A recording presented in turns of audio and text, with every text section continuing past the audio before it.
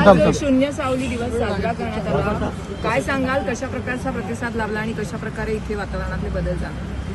आज मराठी विज्ञान परिषद आणि राजेश मडवी फाउंडेशन यांच्यातर्फे या पटांगणामध्ये झिरो शॅडो डेचा अनुभव घेतला. 100-150 लोक विज्ञानप्रेमी आले होते आणि आपल्याला माहिती आहे कर्कवृत्त आणि मकर वृत्त यांच्या मधल्या प्रदेशातच आपल्याला झिरो शॅडो डेचा अनुभव येतो, कारण वर्षातून 2 दिवस सूर्य बरोबर डोक्यावर येतो आणि सावली पायाखाली जाते. तेव्हा तसा तो अनुभव आज आला. पुढची तारीख 28 जुलै आहे, पण ते पावसाळी दिवस असतात, म्हणून आज आम्ही विज्ञानप्रेमींना एकत्र येण्याचं आवाहन केलं आणि त्याप्रमाणे दुपारी 12:35 सर्व सर्कलमध्ये उभे होते आणि सावली पायाखाली आली. हा अनुभव घेता आला.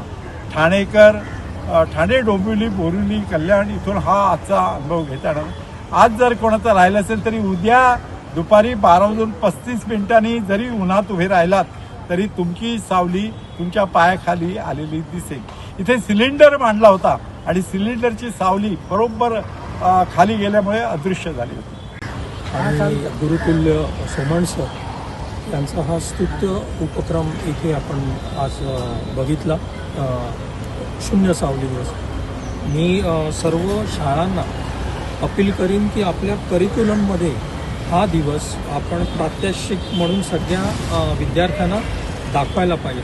आपण फक्त पुस्तकी ज्ञान शिकतोय, आपण त्याचं प्रॅक्टिकल करत नाही. आणि सर स्वतः 85 वर्षाचे असून त्या जोशाने ते हे सगळं कार्यक्रम करतात. सरांनी सांगितलं लोणारसारखं जे अशनी पडलेली आहे तिकडे तुम्ही जाऊन बघा.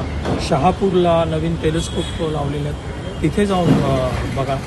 तर सरांचे जे जे विचार आहेत ते सगळे शाळांपर्यंत पोचले पाहिजेत आणि जी आपली पुढची पिढी आहे, तरुण पिढी, त्यांना हे प्रात्यक्षिक स्वतःहून बघायला पाहिजे असं मी आव्हान करतो.